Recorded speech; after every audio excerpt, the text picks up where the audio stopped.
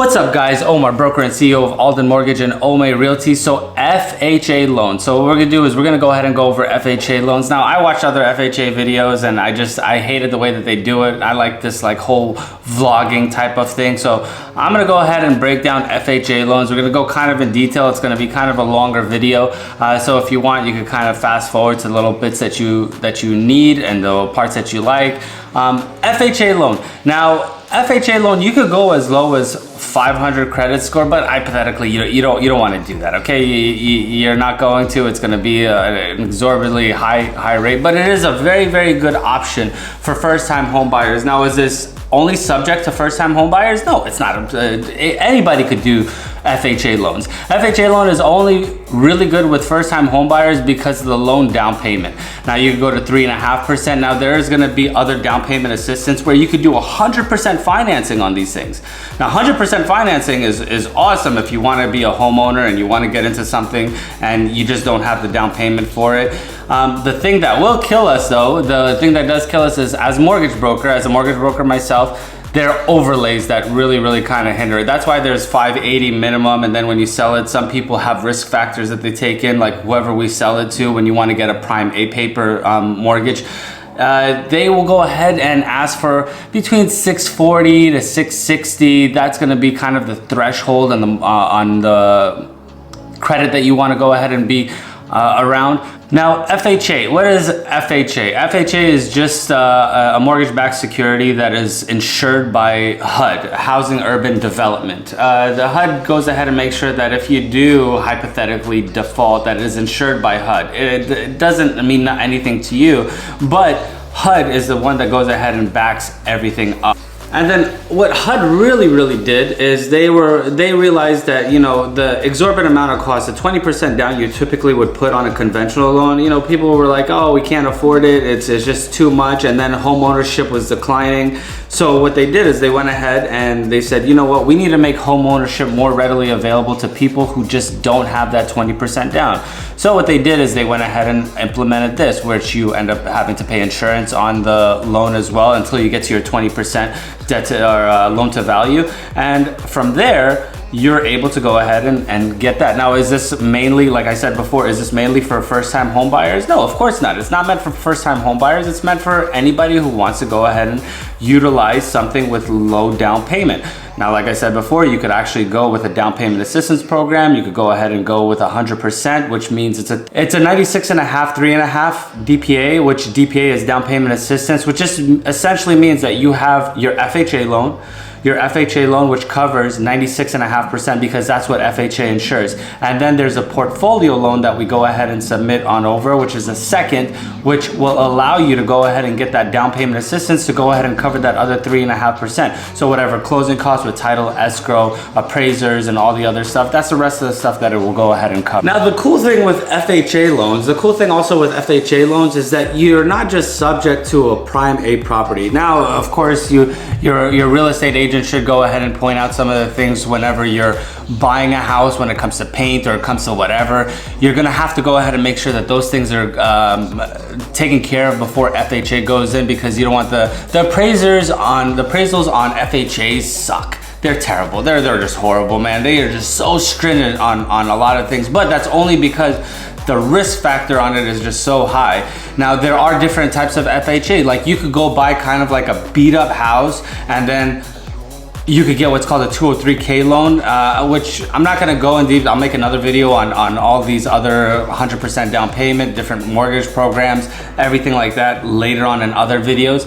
But you could go ahead and get yourself from ground up if you want to. Everything from the bare minimum to the A paper, a new development, or you could get yourself a beat up house and then fix it, and then you could get another one to go ahead and more funds to go ahead and fix your house, and you could get even ground up construction loans on it. They're a little bit more difficult. They're a little bit higher price. They're term to perm loans, but these are the loans. The FHA is really good with having these types of loans structured, so you could go ahead and do whatever your little heart desires. Now, remember also, whenever you're dealing with FHA loans, FHA loans is not something that you're just gonna wanna hold on to, because mortgage insurance does kind of play a factor in this, and that mortgage insurance is just covering the extra amount that you don't put down. So, you know, you go to 96.5%, we still have to get to 80% loan to value.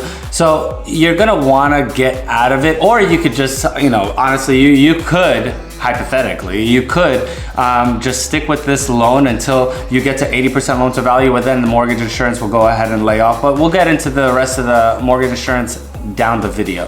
Now we're gonna go back to overlays, okay? Now I mentioned in the beginning, like, overlays are the part that kicks you. So FHA and HUD, they set out whatever guidelines that they want to go ahead and set out. They say, okay, you know, hypothetically, you know, it's a 580 minimum credit score, you could go ahead and get approved, this and that. But then lenders, the wholesalers that we as brokers, we sell to, and that goes for anybody, whether it's your Bank of America or your Chase or your Wells Fargo or your whatever big mortgage company that you want to go ahead and compare to, there's overlays, okay? So the overlays are just, okay, we respect the fact that HUD and FHA, they're go ahead and insure it at these certain parameters, these certain guidelines, but we want to go ahead and make sure that we are covered on a risk factor basis, because our risk factor is going to be a lot more than what we think that you guys are putting on.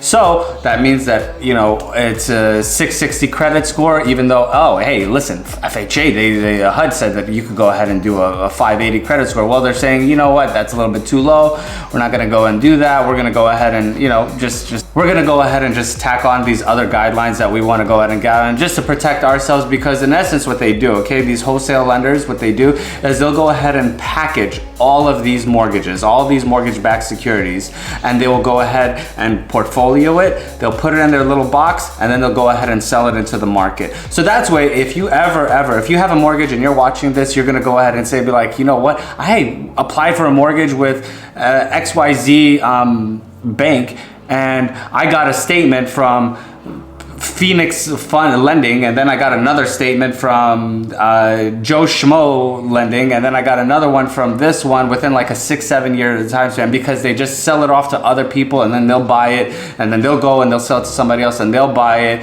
and then this will buy. This is the buy and sell market. Now with the FHA, what's up, man? How are you, brother? Now with FHA loans as well, you're also gonna go ahead and know that your employment is a big deal, okay? So we're gonna have to have overlays on FHA that will go ahead and make sure that your employment is gonna keep going on. We're still gonna have to do 2 years W-2s, return pay stubs. We're also gonna have to do, if you are self-employed, we're gonna go ahead and need to know that there is gonna be ongoing business that's gonna be going on, so we're going to need to go 2 years back on that, and we're going to have to go ahead and go back on your pay stubs, see what your year to date is, and then we take an average of it, and then we go ahead and go from there. Now let's go ahead and go on over to the down payment side. Okay, so down payment is going to be, you know, the down payment is kind of like a weird situation that we have going on, because even though FHA, okay, so FHA is a 3.5% down payment. There are assistance programs.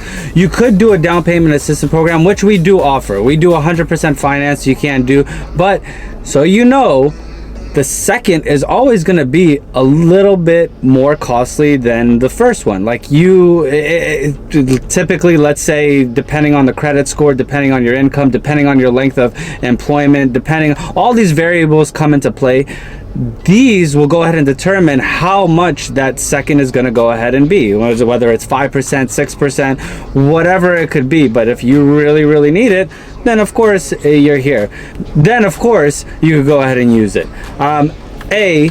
Another down payment source, you cannot use your credit card. Your credit card will not be for closing costs, down payment, and whatever else that you want to do. You cannot use a credit card for that. I mean, you could use your credit card for, like, let's say the appraisal or your credit report, or you could use it for, but yeah, as far as funds coming to the table for title, escrow, impounds, or whatever it is, you can't use a credit card. But the good thing is that you can use like if let's say you have a father or a mother or a cousin or a friend or whatever, right? Gift funds. Gift funds is one of those things where if somebody wants to go ahead and give you money to go ahead and cover your down payment, well, that's good. You could totally do that. Everybody should. There are some lenders, so here's a side note on that one. There are some lenders which will go ahead and give us a little bit of a hard time trying to find out, because the biggest thing is where did this money come from? Now, you know, they don't want people laundering money through real estate, and they don't want people to go ahead and, like, you know, be doing illegal stuff to go ahead and use FHA loans to go ahead and buy something, and then they're going to go ahead and siphon money from one place to another. You know, whatever it is that people do when it comes to illegal buying, mortgage fraud, I guess. They need to know where the money is coming from. Now, do you always have to say, hey, where's the money coming from your gift fund? No. It's a case by case scenario. It depends on how much they're giving you. It depends on how much you're bringing to the table. And also, please note, okay, here's another thing. Whenever you are doing an FHA loan, or any loan in particular, right? Any loan in particular, we're gonna ask you where money's coming from. So if you have like a $15,000 deposit and it's cash and it's going to your account, just remember, we're gonna have to ask you where that money is coming from. We need to know where every last penny is coming from, because as brokers, what we do, and when we sell it off to wholesalers, we have to explain, okay, so this person made hypothetically $70,000 a year. They made $68,000 last year. This we could justify. But if you have made $70,000 but you had $115,000 in deposits, well, then we kind of got ourselves a little bit of a problem here, right? Now we have to go ahead and figure out what is going on, and sometimes it's good, sometimes it's bad. Most of the time it's like somebody who's selling a car. They sold a car, and they went ahead and they deposited the money, but we have to justify all of this. So what we do is we go ahead and read everything beforehand. We'll look at your taxes, we'll look at your bank statements, we'll look at everything, any questions that might come up. So what we do is we get an approval straight on the first shot, and we don't have to worry about it. We get a quick closing and have a great closing.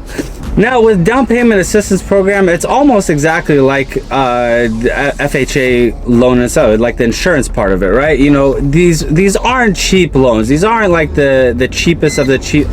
Oh shoot, the door's open. But these aren't cheap loans, especially when it comes to like your down payment assistance. Your down payment assistance is going to be expensive. FHA, you're going to have to do it. You're going to have to buy insurance on it, and that goes into the monthly until you get to that 80% loan to value. Now these are all going to be a little bit more on the costly side. So just remember this. So if we do FHA does cost money, because you have to go ahead and pay that 3.5%. If you do a down payment assistance, this is going to cost you. This is going to be a little bit more expensive. The good thing is there's nothing out of pocket. The bad thing is it does cost a little bit more. Now, credit score. Credit score is probably another big thing. Now, down payment is going to be, you know, directly reflected off of your credit score. Now, FHA, HUD, they require the bare minimum of a 500 credit score. Now, can I do it? Now, you're probably going to want to shop around with your big box retailers. If I do end up, follow us on Instagram. I'll go ahead and keep you guys updated on what we could go ahead and offer. Now, this is January 2022, and we don't do it, but FHA will go ahead and insure loans at 500 credit score, but will require 10% down. Okay, so 10%, you know, it's a little bit on the higher side, but I mean, your credit is pretty bad, so I mean, it is what it is. And then 580 and above will go ahead and get you that 3.5%. Now, of course, remember, overlays are a son of a bitch. They're the one that just go ahead and bite you in the ass, and you have to go ahead and run that 660 to 680 credit score, somewhere around there. We could actually go all the way down to like 640 on some, depending. It's a case by case scenario. If you do, go ahead and link in the description below. I'll go ahead and help you out whichever way that I can. Now, this is not a promise to lend. This is just for informational purposes. I will go ahead and try my best to go ahead and get you approved, get you into whatever, get you pre-approved to whatever you want. But credit score 500, 10% down, 580 and above. We'll go ahead and do 3.5%. Now we're gonna go ahead and go to the gym. I'll see you in a second. All right, gym is done. I feel great. I feel good. Let's go ahead and get out of here. Where's my goddamn key? So let's go ahead and just keep on the credit situation, okay? So Obviously, we know 500 credit score, it's very difficult to find. I unfortunately cannot go ahead and go down low, but you, like I said before, you might want to check with your big box retail banks, your Bank of Americas, your Wells Fargo's, your JP Morgan Chase. Those people might do it. If I do find something, like I said, just not too long ago, I will go ahead and update it. Follow me on Instagram. I'll go ahead and give you guys a up-to-date of new loan programs that we have going on. But FHA, okay, FHA is very forgiving when it comes to credit, right? They don't really care too much about a lot of things. Medical bills are just, you know, they're there, you know, you're gonna have to kind of work with it. We could kind of exclude some, depends on how severe it is, who picked it up. I'm not gonna say all medical could go ahead and be taken away. Number two, school. So if you have school debts, right? If you have school debts, can we exclude that from your debt to income? Yes and no. Okay, so the yes part of it, and that is now, you know, these are just guidelines. Like, I'm just gonna be very, very flat out. Guidelines change, like my wife changes her mind on where to go to eat, right? They're gonna change all the time. And so remember, this is just right now. It could be completely different tomorrow. FHA and HUD could come out with something completely different, and we're like, oh my God, now everything is completely different. Son of a bitch, what are we gonna do? But as far as school debt, because a lot of people that do apply for FHA, they are in school debt, and they went ahead and, you know, they're like, you know, I have payments coming in, but then we have to calculate that into your debt to income, right? But however, if your parents or your sister or your brother or your something is paying for that school debt, then we could go ahead and exclude that from your debt to income. Now, of course, this could change, but currently right now, we could exclude that from your debt to income. And then as long as we prove that somebody else has been paying for your school debt. Awesome. A lot of people didn't know that. And it's actually a recent thing. COVID thing has changed a lot of everything, especially when it comes to you know, overlaying risk when it comes to the guidelines on FHA. But then we also have collections. Okay, so we already talked about non-medical, non-medical. It has to be, you know, above $2,000. It was $2,500 not too long ago. It could go up, it could go down, but as of right now, currently it is $2,000. You have to you have a payment plan set up. You know, just give them a call and just be like, hey, listen, I want to make $5 payments. As long as we show something that is being paid off, ideally, you will want to go ahead and pay those off completely, right? Just get rid of it. Don't even worry about it, and just be done with it. Or we could go ahead and just calculate it. Right now, currently, it is about 10% to your debt to income that we go ahead and calculate. Of course, these change, but as far as right now is, you can go ahead and make a revolving payment, call the collector, whoever it is, so it shows up on your credit. Because if it doesn't show up on your credit, just please understand this, that if it doesn't show up in your credit, we don't know. We cannot prove. We cannot say, hey, guy who's trying to give me hundreds of thousands of dollars and you want to insure it, take my word for it. I'm good for it. I promise you, I'm making payments. No, it has to reflect on your credit report. So you call the collection agency. The collection agency will go ahead and put you on a payment plan. Bingo, bango, shbango. But the quicker you could pay that off, the better situation that you'll be in, and the easier it will be to qualify. The less you have. But here's another thing, okay? If you have credit cards, do not start closing your credit cards down. I don't know who gave this information out. I don't know what person said, hey, you know what, go ahead and start closing out your credit card once you pay it off, out of sight. No, because this hurts your revolving credit. Now we don't see you making consistent payments. So you just use it like you would as an ATM card. Or you just put money into your credit card. Like if your paycheck hypothetically is like, you know, let's say a couple of $1,000s every week, right? If it's like $2,000 a week, take that $2,000, put it on your credit card, and just use your credit card as a debit card. And then you just use it and use it and use it and use it. So this way it automatically shows that you made a payment and you're using it. You made a payment and you're using it. You made a payment. You get the point, right? And now then the next part we have is called the 3-2-12. Okay, the 3-2-12. The 3-2-12 is going to be your foreclosures and anything other than the Chapter 7 or a Chapter 13. Okay, so if you have a foreclosure, the waiting period on a foreclosed home for you to qualify for an FHA loan is going to be 3 years. Now, of course, this could all change. I'm going to go ahead and reiterate this so many times during this video. It could change, but as of right now, it's going to be 3 years. If you file the chapter, if you file a chapter 7, then it's going to be 2 years, and then the 12-month mark is going to be a chapter 13. If you file a chapter 13, you're going to have to prove that it was a chapter 13. Your court paperwork documents were going to go ahead and be submitted to us. We're going to go ahead and submit it to the lender, to the wholesaler that we go ahead and sell it off to, and that will be your chapter 7. It'll be your chapter 13. So your chapter 7 is 2-year waiting period. Your chapter 13 is a 1-year waiting period, 12 months from the date that it was filed in court, okay? Not, or the date that it was closed in court, not from the date that you filed, but from the date that it was closed and it was approved and the judgment was released from the courts, okay? So don't be like, okay, I filed for chapter 13 in 2008, but it didn't get finalized until 2009. Well, from the day that it goes ahead and close, that's the day that we count. And then, you know, chapter 7, and then your foreclosures be 3-year waiting period. All right, done for the gym. I got to get home. I got to go ahead and shower. But let's go ahead and keep on with the FHA. Oh, sorry about the wind. Let's get inside the house and finish this guy up. And then if you want, we're going to go get some tacos here in a little bit. So if you want to stick with, I always found it a little boring just to sit here and listen to me talk about whatever, but FHA loan. So we're going to have, like, you know, breakup here and there. You don't want the same thing over and over and over again, right? So let's go ahead and get ready to go get some tacos and finish up FHA.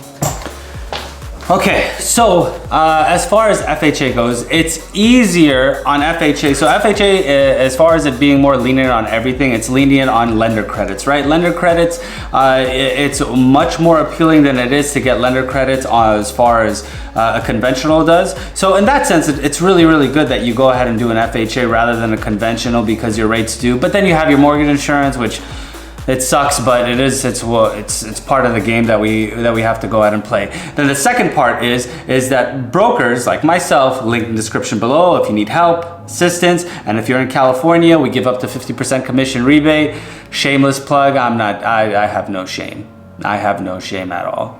But our rates tend to be a lot better than it would be with big banks, because let's face it, okay, when you go to a big banks do the portfolio, they service the loans and everything like that, but there's so many more people that they have to pay rather than us. Like for me, it is, if we do it directly with me, it's just I'm the guy that does the lending. I go originate it, I go ahead and send it out, I sell it, and there's no other person. I don't have a VP of this or a processor for this or this. I could cut costs rather than a big bank would do. Not saying that big banks, I always win against big banks, because big banks are great too. They have their own great part of theirs. But typically, generally, we do as brokers have better rates than big banks. Thirdly, it is much easier to get a FHA loan than it is as far as a conventional goes, because you know it's less stringent when it comes to credit requirements, when it comes to credit thing.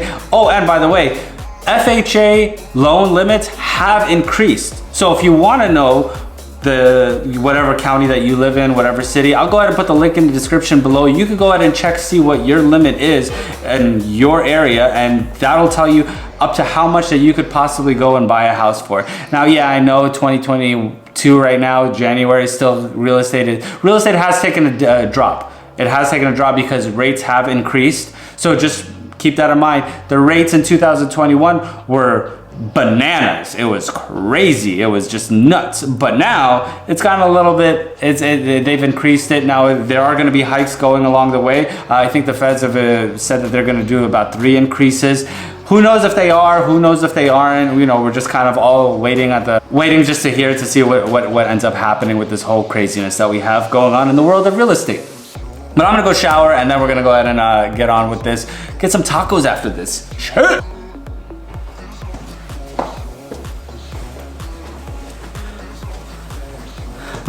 Cleaned up, ready to go. Amazing what a little bit of a shower could do to a man, huh? All right, well, let's get back into a few things in the FHA world.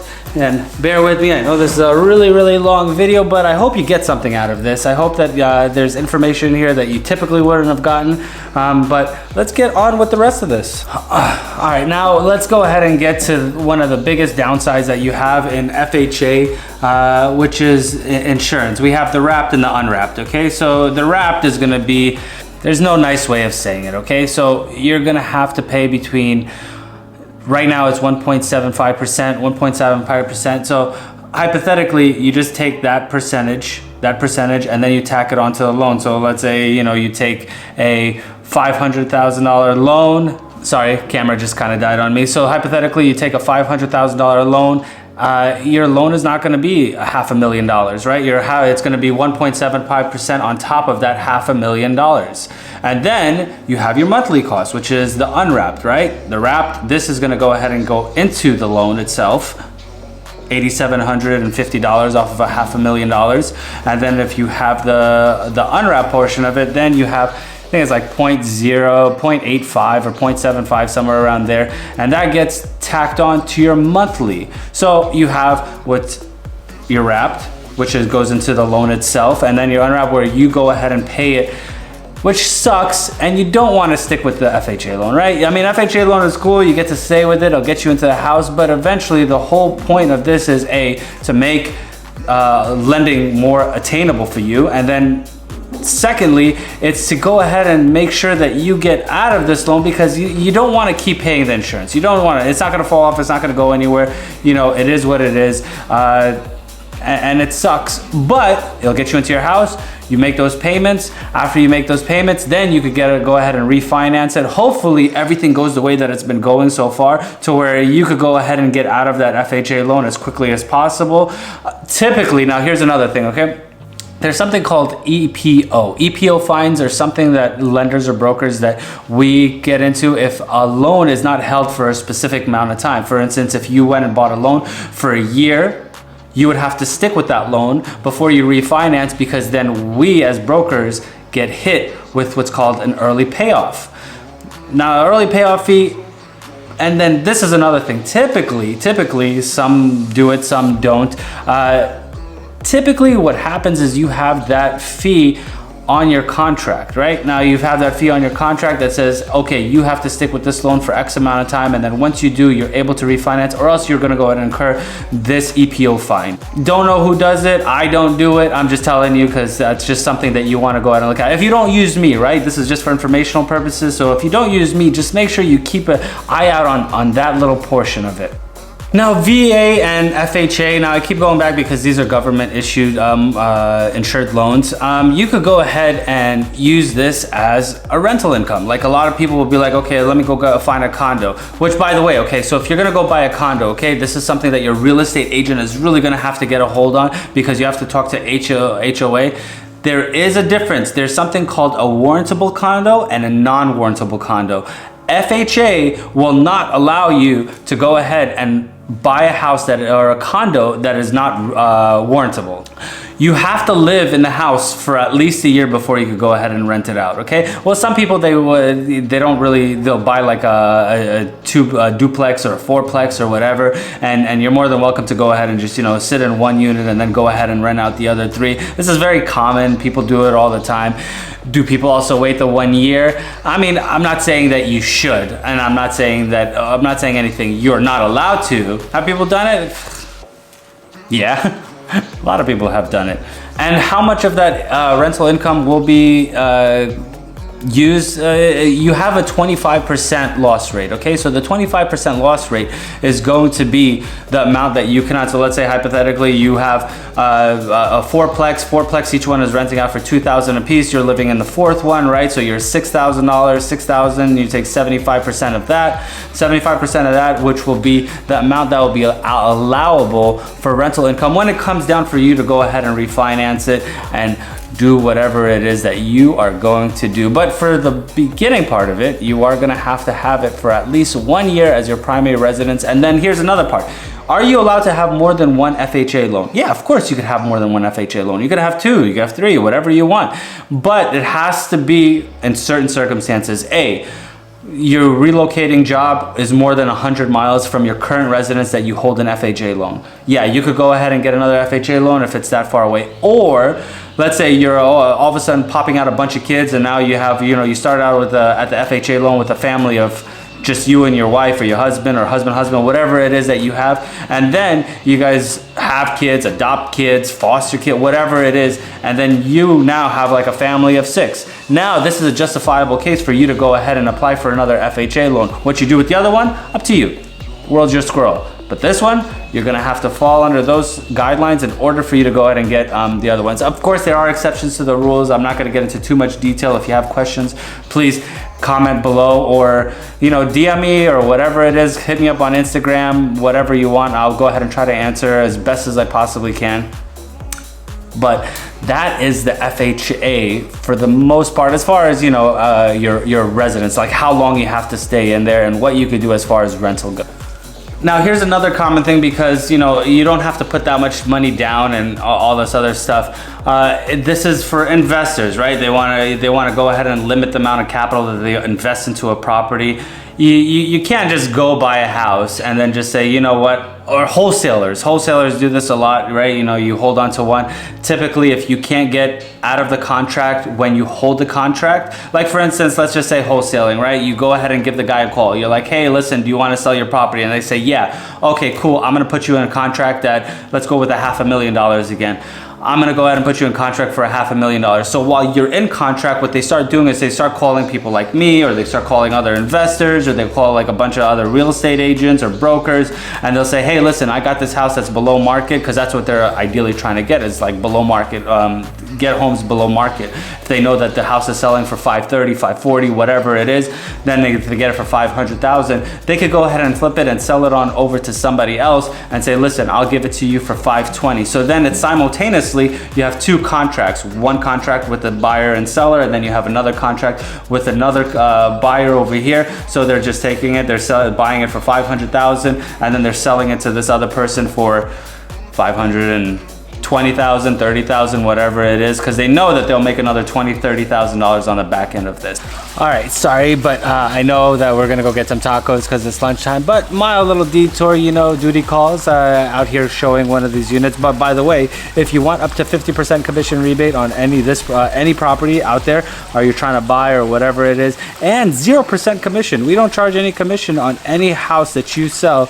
Link in the description below. But so let's go ahead and get on with FHA. FHA is going to be, let's get into appraisals. Appraisals, let's just face the facts. Appraisals on FHA are terrible. They're like so annoying. Just whenever you think of a house, like you go into like a house like this, right? It's absolutely exquisite, everything is done perfectly, there's no chipping paint, there's no cracked windows, because appraisers on FHA loans will look at every last bit of it.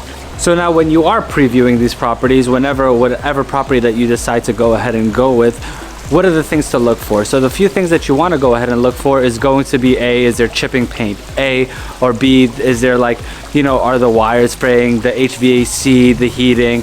We don't have basement or stuff here in California, so we don't have to really worry about that. The roof, the siding, any little thing, because the appraisers are going to be very, very, very meticulous about exactly what they're going to go ahead and qualify and disqualify, what they're going to make you fix and what they're going to make you not fix. Because the worst thing in the world is, okay, you're going to go in there and then you're going to say, okay, I am going to go ahead and buy this house. Ooh, the wind is kicking up. I'm going to go ahead and buy this house, and then all of a sudden you get this appraisal that comes back all negative, that doesn't comply with FHA guidelines, and then look at you, you're stuck, and then you don't know what to do. Make sure when you go with your real estate agent, if I'm your realtor, if I'm your broker that's dealing the transaction, I'll go ahead and make sure you do it. But you have to be so careful. You have to look at everything before you submit your offer, before you get attached, and before you go ahead and get your hopes up, like you're gonna get this house and this and that. You don't wanna have any hiccups down the line when you're trying to close. Now, let's go ahead and go with requirements, okay? So with requirements, what's gonna be required from you? Okay, so you're gonna have to have 2 years W-2s. Now, do you have to be at the same job for 2 years? No, of course not, you don't have to be, but you do have to be in the same trade. You have to be in the same career field for 2 years, so we can go ahead and back it up, unless there is a little caveat to that, if you just got out of school, right? Oh man, this is really, really nice. If you wanna see a property tour of a lot of these things, like, subscribe, comment, all that other good stuff, and you could see this. Check this out. I don't know if you could see that, but whatever.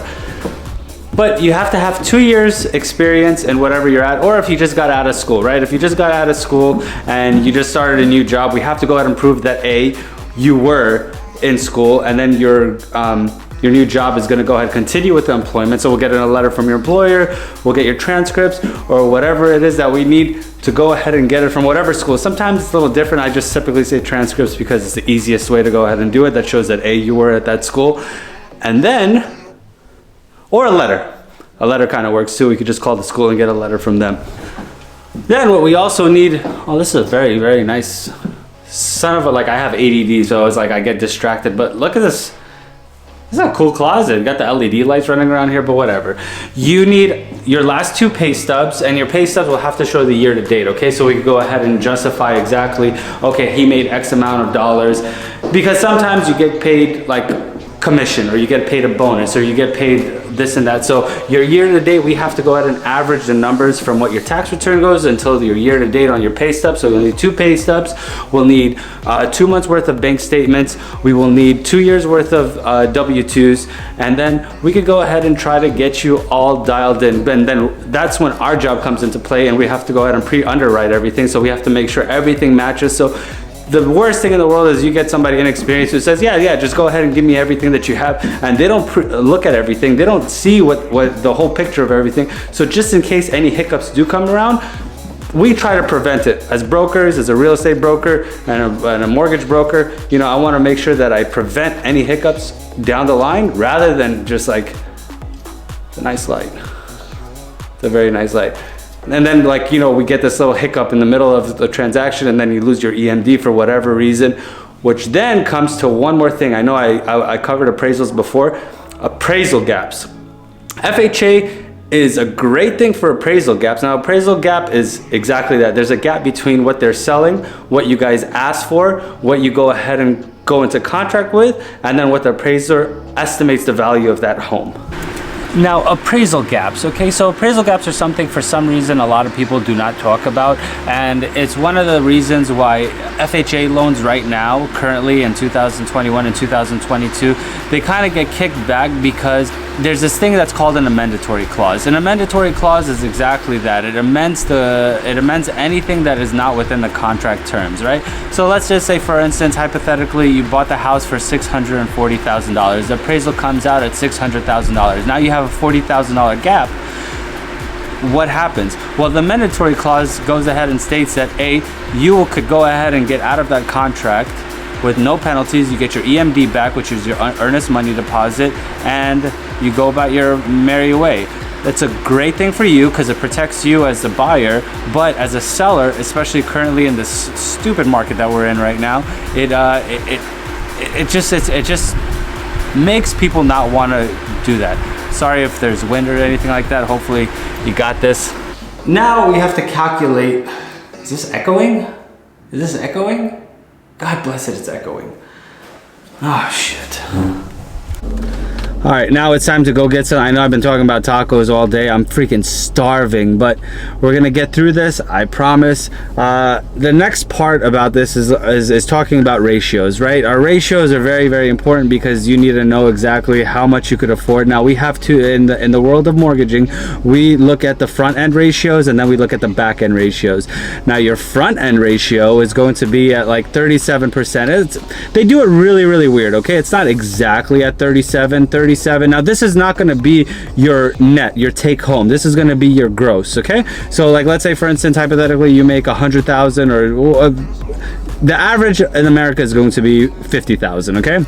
So 45 to 50,000, you make $50,000 a year. So you take 36.999, and that'll be your front end ratio. Your front end ratio is going to be your housing expense. Your housing expense is going to have to be, it's going to have to equal on the gross side. Then you have your back end ratio. Now your back end ratio is going to be a little bit different because this accumulates all of the debt that you have, and it goes ahead and lets us calculate your total debt to income ratios. Now the total debt to income ratio on that is your total income on the back end is going to be at 57%. Okay, so it's not really 57. They're like, you know, you're always going to be off by a little bit. It's going to be 56.99. which I don't know why they do it. Why not just call it 57 and just make it difficult? So if you do have a mortgage broker or a lender and they're like, yo, my God, we can't get you approved, we can't get you whatever it is, then make sure that they have their ratios correctly. Make sure, because it's sometimes it's the little bit that kind of ruins it for everybody, and they'll be like, oh, they're just struggling. Oh, it's 50. We're at 57%. I don't know why we're getting a decline. We're not getting an eligible, which they will run what's called AUS, right? AUS is the automated underwriting system. This has your so this already predetermines how much, like all the guidelines, right? We're gonna go ahead and submit what's called the 3-4 file, right, which is your 1003. Now we're gonna submit it, and then we're gonna go ahead and see.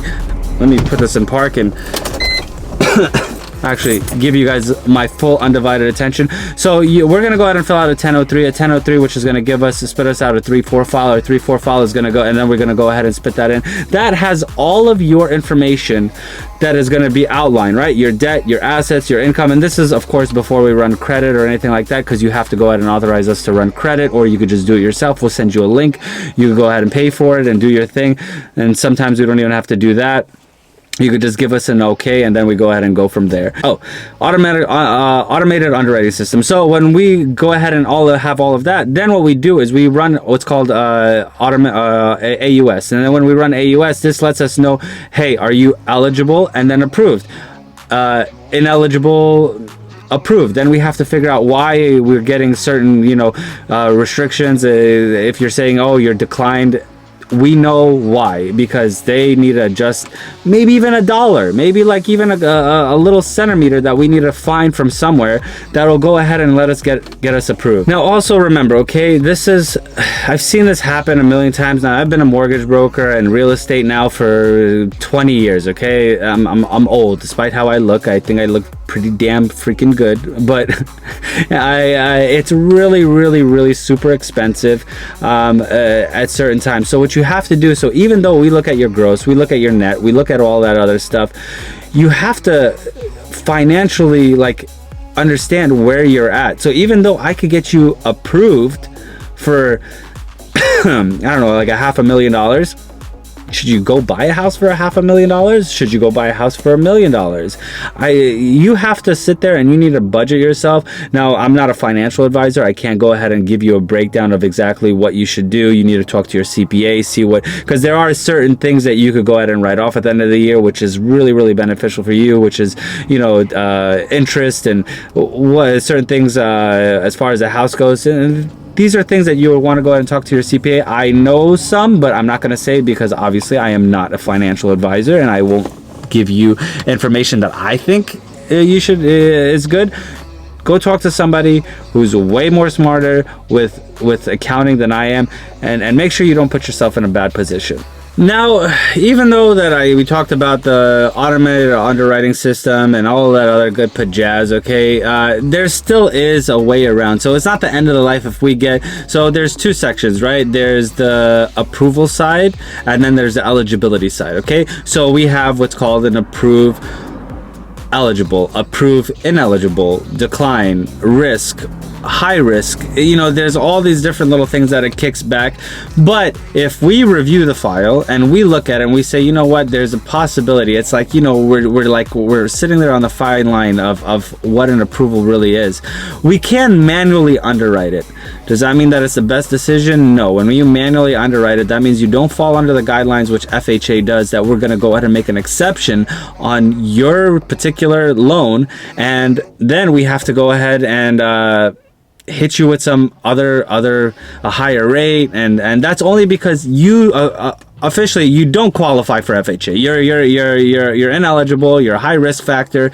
We're just like, whatever, this guy or girl, they're not gonna get approved. But we could go ahead and do a manual underwriting, and they're gonna go ahead and say, okay, we need to layer this risk a little bit more at a higher % interest rate. We can't do the 3.5%. We're gonna have to go 10%, and then sometimes, it's our job to go ahead and tell you, maybe, even though I would hate to tell somebody this, but sometimes you know, 1 + 1 doesn't equal 2. Sometimes 1 + 1 equals, I don't know, apple, and it doesn't make any sense. And I personally would not feel comfortable putting somebody in that horrible of a financial situation, because even though it allows me to do it, should I do it? Should I allow it? No, because my fiduciary responsibility is to you, my clients, right? I want to make sure that you're good. I'll have to ask you.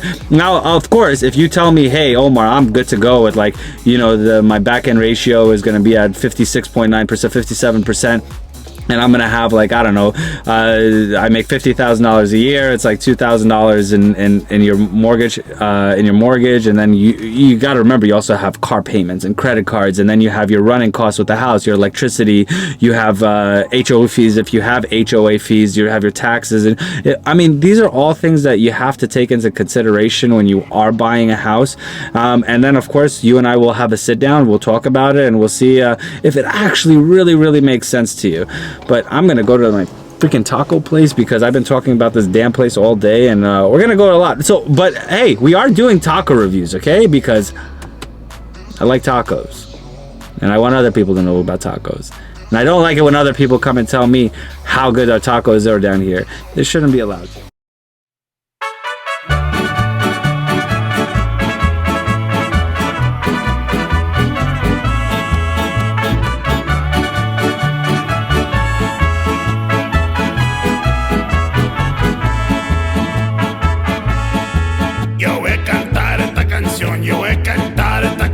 Para mi gente, con una pasión tan fuerte.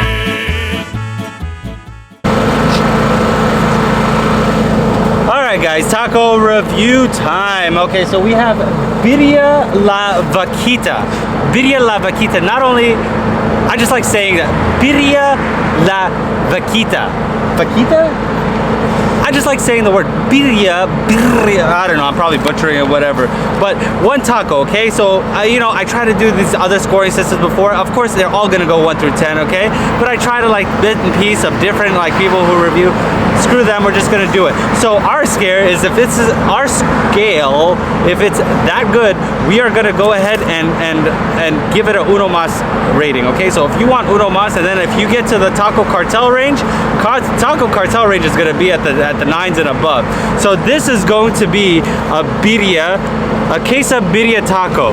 So right off the bat, if you check this guy out right here, dripping, like, my mouth is just watering. I'm dying right now. I'm so hungry. I don't even know what to do with myself. But they have these birria meat, okay? Now this is like a slow stewed meat, and then they dip it into the oil, and then they go ahead and shred it up, and it's freaking, it looks amazing. And then they have these pickled onions on here.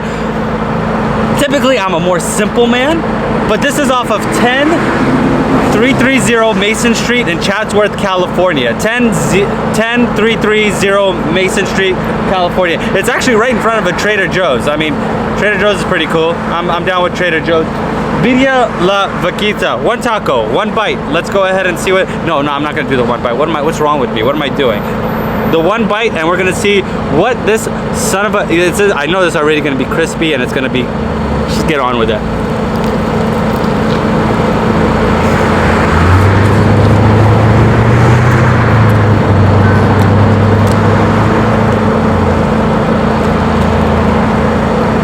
Right out the gate. Hold on, you gotta do the radish.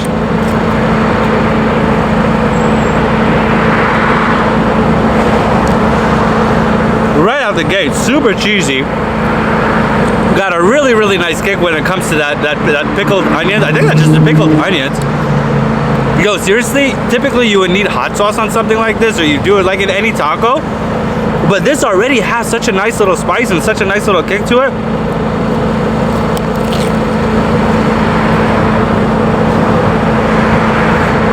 Birria La Vaquita. I don't know why, I just like saying the name.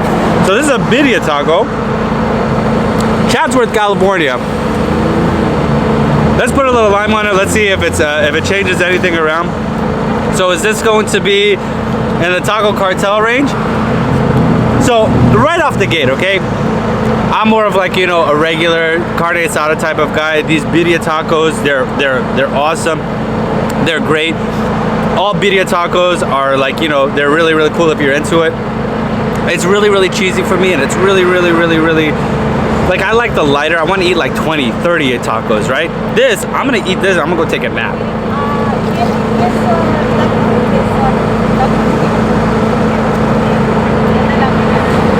This is definitely an uno mas taco. This is going to be an 8-2.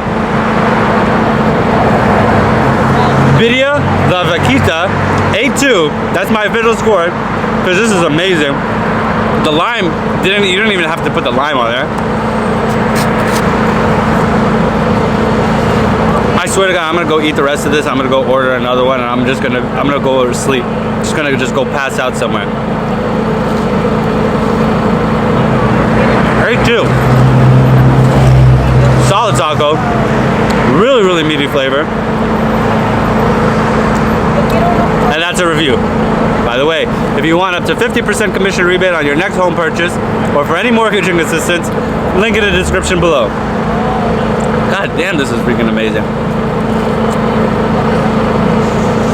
Holy crap. I don't know if I was just really, really hungry.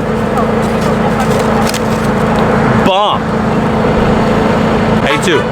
All right, now that I feel like a total, I'm like just dying. That taco was so heavy, but it was bomb. It was like, I was so hungry, I was starving, I really, really needed it. But let's go ahead and get on with this FHA thing. So FHA, there's something that a lot of people don't know about, okay? So there's one thing that a lot of people don't know about is that you could actually go onto the HUD website and you could go ahead and, I mean, of course, if you have somebody that, like, I don't know, there's things that change from time to time and it always like the thing, but you could go to the home store on HUD.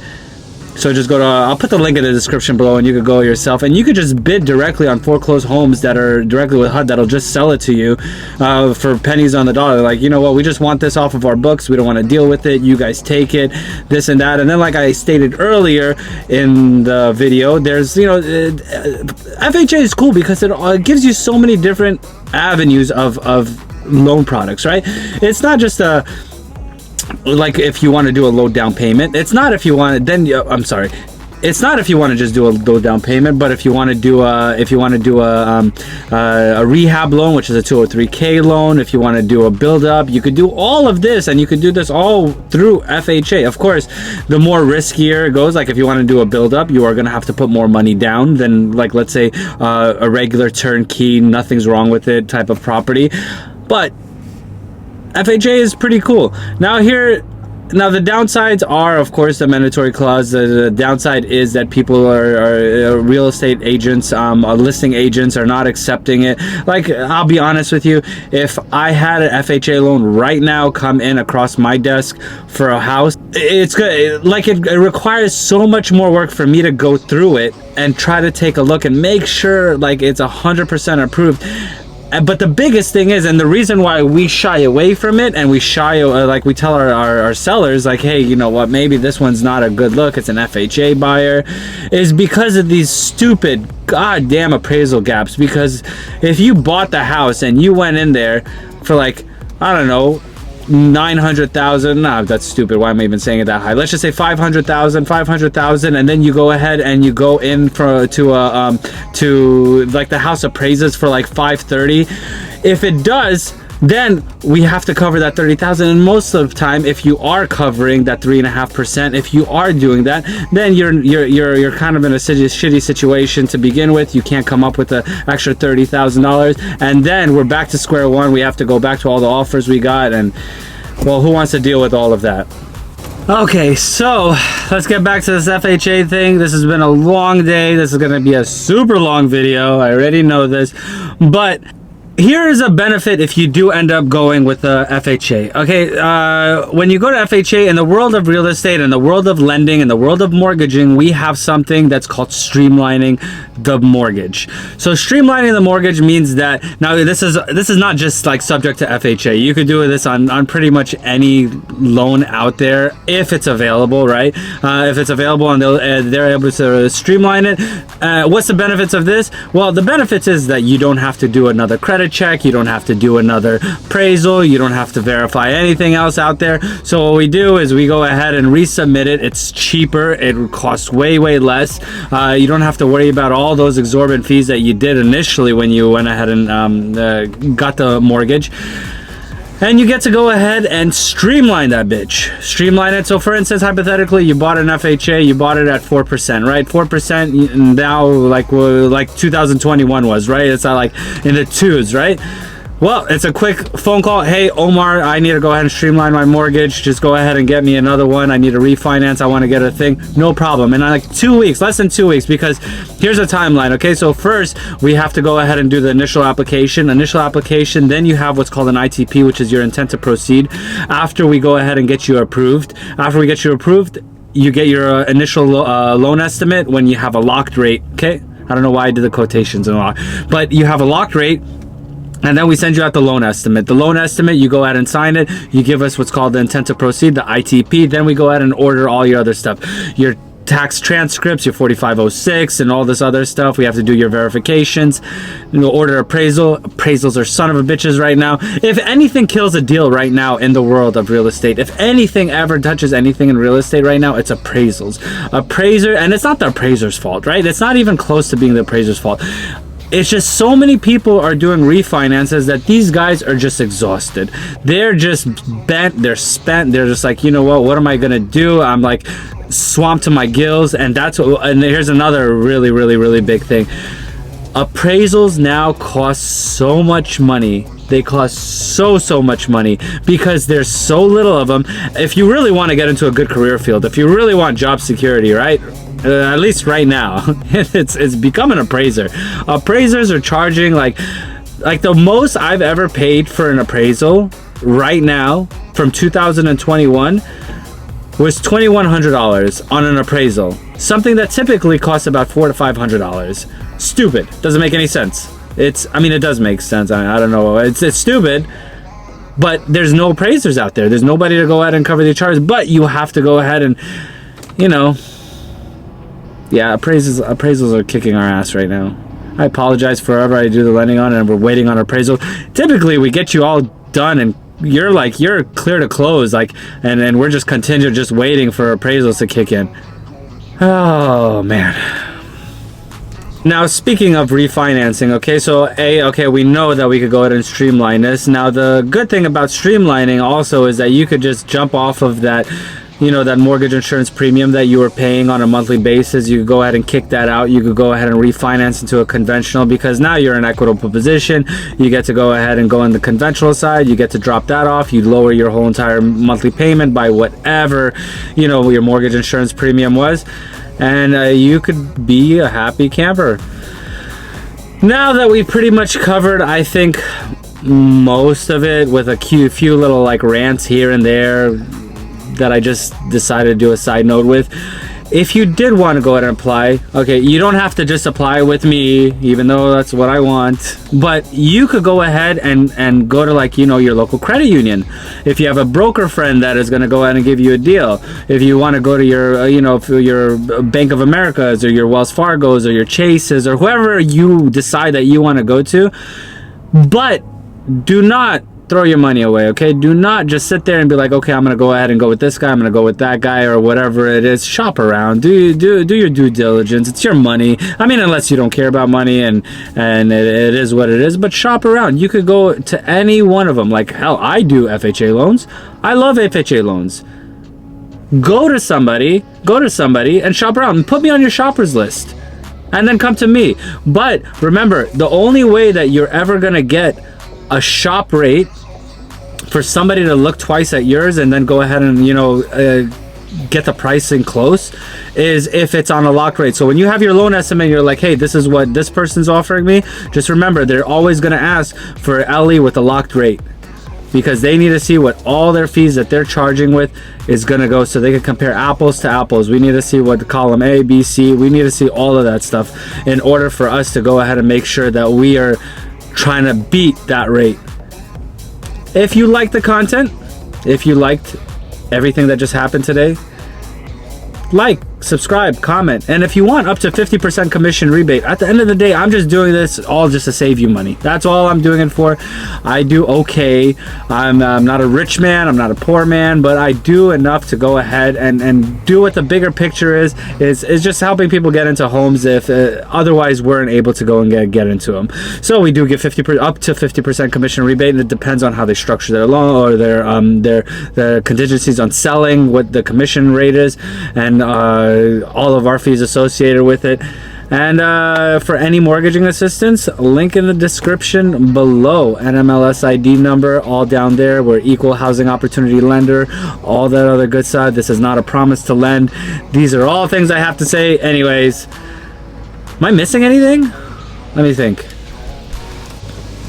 So I think we pretty much covered it. But in this channel, what else we're also going to cover, we're going to go ahead and cover what's like mortgages that people don't really think about, because as investors, or if you want to get into, like, you know, buying a fourplex, or you want to get into the investment side of it too, or you want to go ahead and do whatever it is that you want to do when it comes to buying or selling real estate, link in the description below. We'll give you a bunch of different financing options. We'll give you a bunch of different things. I talk about random things that nobody else, at least I don't think most people talk about, and I'll try to be as detailed as possible. Now remember, all these guidelines, they could be like changed here and there, but hopefully you guys like the content. I am full from that taco. I appreciate any subscriptions, any likes, all that stuff, and till the next video, guys. Peace.